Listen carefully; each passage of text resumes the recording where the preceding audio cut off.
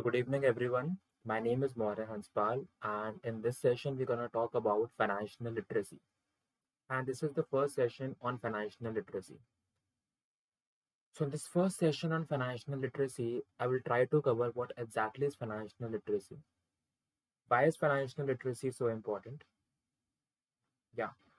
And is it important for the people only into the field of finance or for the people otherwise as well? So, these all things like we'll be talking about in detail. And like there would be not just one session on financial literacy, we'll be having more than one session on like financial literacy. Okay, so particularly when I talk about financial literacy, so what exactly is financial literacy? By financial literacy, I mean the basic financial knowledge that everyone must have. And that basic financial knowledge must be as a part and parcel of everyone's life. Be it a person who wants to make a career in finance, be it a person who wants to make a career in marketing, be it a person who wants to make a career in operations, be it a person who wants to make a career in HR or any other field. Even if you're not interested to make a career in the field of acads or studies and all that stuff, and trying to build a career outside academics, be it in sports, be it dancing, singing, painting, or any other talent, be it say, financial literacy is very important. I've seen a large number of people ignore this concept of financial literacy. And why do they ignore this concept of financial literacy? The main thing that they say is they do not want to make a career in finance. They are into marketing and they do sales or digital marketing, etc. They are into operations and do all the tasks and things which are like prevalent for the field of operations. Into HR हैं या बाकी किसी भी field में हैं. So all these things people give and like they try to give these lame excuses that since they're not into the field of finance, financial literacy is not important for them. And since these people are not paying heed to the concept of financial literacy, people are making fool out of them. Let me give you a simple example. Is opening a bank account a part of a person who is only into the field of finance? Does a person who is working in the field of finance, serving in bank or in the financial services sector or in the investment banking sector, does only that person open a bank account? Does only that person get a salary? Does only that person gets all that CTC and all that stuff, all those benefits which are credited to his account? No. A person might be doing job in different fields as well. And in different fields also the person would be getting salary. Salary in case of a job, wages in case of labor, fee in case of a professional service. Though they mean the same thing, but the term differs in each of these criteria. They're earning some income. So I'll be terming all these fees, salary, wages as income now because ultimately these are your income. Does only a person who is into the field of finance gets income? No. So if so, everyone is getting the salary credited upon the basis of his work, be it a guy in finance or any other field. Now, if the salary is getting like credited to your account, like you need to know that which account to open, from which bank to open. There are a large number of banks in India and outside India. In which bank do you want to open your salary account or savings account? In a public sector bank or a private sector bank? Some people think that opening a bank account in the public sector bank is more beneficial. Why? Because the public sector banks mostly are backed up by the government. Because the government is having more than 50% stake and the bank cannot go into bankruptcy. And even if the bank goes into bankruptcy, like the government and the other banks are there to protect it. Okay, so that is one thing. But people prefer, whereas some people, on the other hand, they prefer private banks over public banks. And why do they do so? Because they think that the level of services being offered in a private bank are much better than the level of services being offered in the public bank. Because there is more consumer interaction, more customer interaction, more services offered. And that is why they think that private banking is better than the public banking.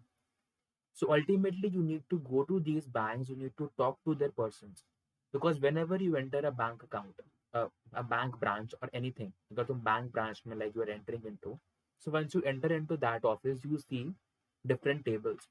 And on different tables, different people are sitting, right? Now different peoples are sitting, they all will call you. come here sir, come here sir, and we are like here to provide you all the services.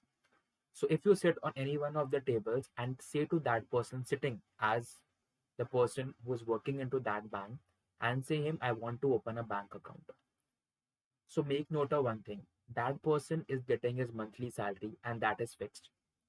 Over and above all the things that he does for the company or does for you, he would be getting a commission.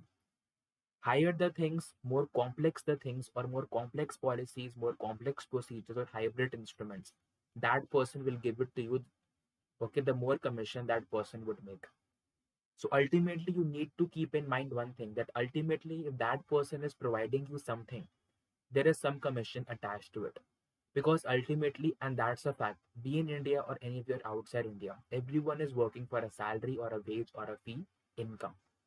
They won't be looking at the counterparty's conditions or what the second person really wants. They ultimately want to make some commission out of it over and above their salary. So that is something you need to know and you need to analyze by using own eyes, brain, and ears. What exactly you people have to pick up from the market. Okay, so once you go to the bank account, okay, these banks will say you open a bank account and the minimum limit in the bank account must be 10,000 rupees. By the minimum limit, I mean that the bank balance must not fall below 10,000 rupees. In case it falls below 10,000 rupees, up till certain days, it is fine. But after certain days, the bank will begin to charge a rate of interest and you'll have to pay for it. Okay. But they won't suggest you opening a zero balance account. Because what exactly happens in a zero balance account? First of all, it is quite safe as you do not have to pay interest charges even if the balance goes below 10,000 rupees. Because ultimately, like there can be some problems in anyone's life and the balance can go below 10,000 rupees as well in the state of contingencies or problems. Since that person is already into the stage of contingencies and problems, how can he further pay interest rate if the balance goes below that limit of 10,000 rupees? Because opening a bank account, having a limit of 10,000 rupees, it provides them more commission. And if you say them to open a salary account or a bank account or a saving account with a zero balance, the kind of commission or the amount of commission that those people would be getting will be zero or like very small as compared to the commission that these people would be getting in opening a bank account with that limit of 10,000 rupees. Now, this limit can be like different for different banks, but 10,000 rupees is the standardized one, which I personally see in most of the banks. Okay. So once your bank account is over, they will try to suggest you a large number of products. They will say you open the fixed deposit account, open FDs, or they will say you go for like this investment, invest in that active fund or passive fund. Our fund managers are present here. Okay, they will try to lead you or they will try to get you like towards those investment products in which like they would be getting commission as well. Okay, but if a person has just gone to open a bank account, again that person would be elicited towards opening like these things also. Okay, so make sure of one thing, if you are going for one thing in a bank, go for just one thing in a bank. And it's not like you are just relying on the services of that banking person. It is just like you are taking help from that person because you are ultimately not a bank. You cannot open a bank account on your own now. In the digital world, you can open the bank account on your own as well. But a sense of personal behavior or a sense of personal interaction one always wants in the banking system. Because if there is a certain problem in a bank account or something or like something related to our bank, then if you are doing the online services, if we had opened the online bank account, we do not have any particular person to call upon if something wrong happens or when like we are facing some trouble with the services. We have to call the customer care and the customer care is not sure that that be effective or not. That is why we need a contact, a personal contact number of anyone sitting in that branch and offering the services. And that is where the person sitting in that branch can manipulate you also. So make note of one thing, you are just taking services from that person. Okay. But brain तुम खुद का ही use करो. Okay, just go to that person and say to that person if you're firm about we want to open a zero balance account because zero balance account is present everywhere. No bank can deny you, but the banks deny you because they want to have a certain commission. If the banks can say you a no, or if the banks can manipulate your feelings, can't you people say a small lie for the benefit of yourself? Because ultimately, if that banking person is working for the benefit of himself and not yours, can you not work for the benefit of yourself and not his? Because financially literate people are very low in the country, right? In this whole world, I would say just 10 to 15% people are financially literate. So what you people can do, if you're going into a bank account and saying them to open a zero balance saving account, and that person denies and gives thousands of reasons, you people can also say your own reasons. Ki in future we are planning to have an FD with you. In future we are planning to have investments with you. My son, my daughter, my husband, wife, family members are also opening a bank account in the same branch only. So that person will be happy. And a large number of people have been doing the same things. It is completely all upon you that at a later point of time you'll open FDs or not. You'll go for investments or not, or your family or relatives will open the bank account or not. But if that person can play with your feelings and manipulate you, can't you do it for your sake? Because ultimately you have to be clever if you are like living in this system of financial services. Like one more thing, like you might have witnessed when you open a bank account in a particular branch, that particular person who saves your number and you also save that person's number, that person keeps on calling you continuously, either every week, every month, or in a frequent duration or time interval. And he says you he go ahead for a fixed deposit or go for an auto sweep plan. So what happens in an auto sweep plan? In an auto sweep plan, the balance which remains in your saving account, it automatically gets converts into a fixed deposit.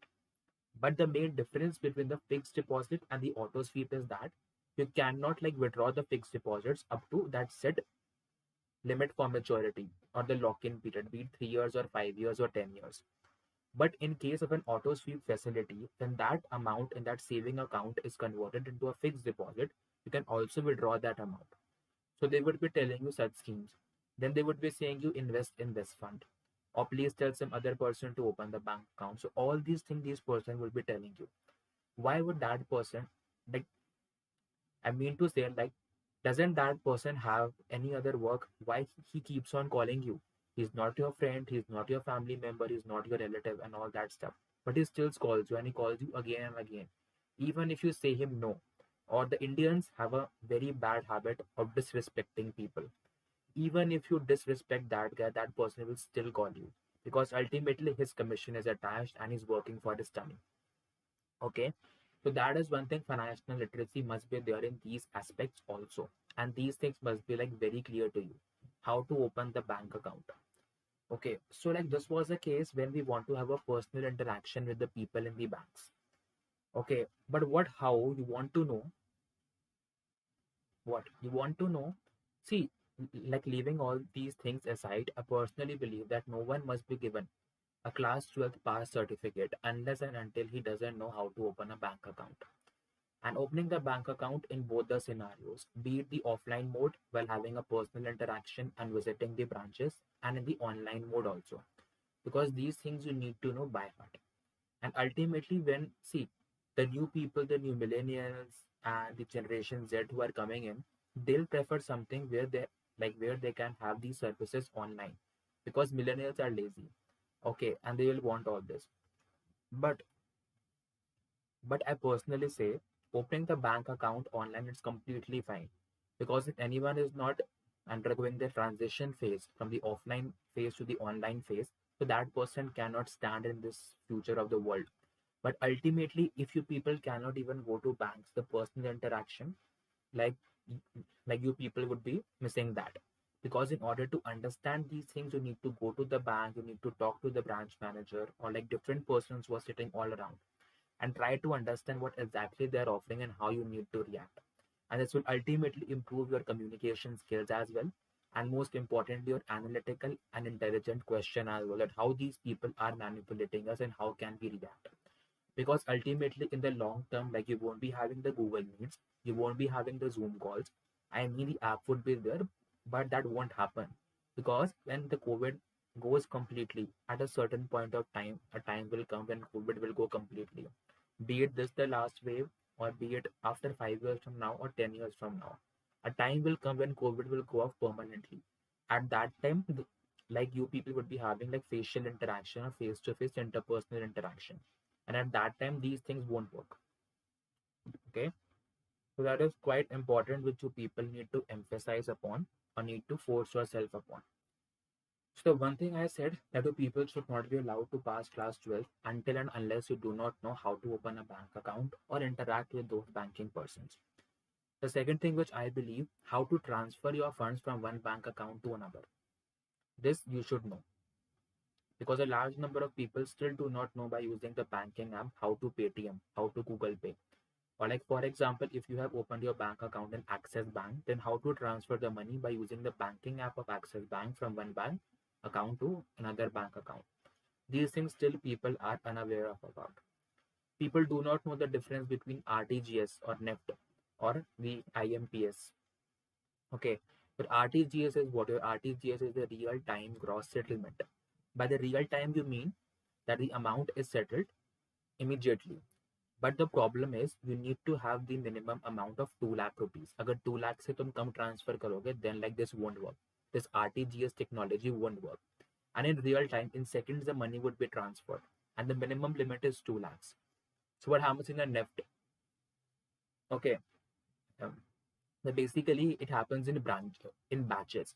Like for example, the 3 to 4 batches in a day, and the amount would be settled, and like there is no minimum limit for that. And then you have the IMPS, the immediate payment settlement mechanism. That is for the immediate payment. एकदम से चाहे कितनी भी payment हो, and उसमें like 2 lakh का भी limit नहीं है, एंड द बैचेस वाली मतलब की फैसिलिटी भी नहीं है.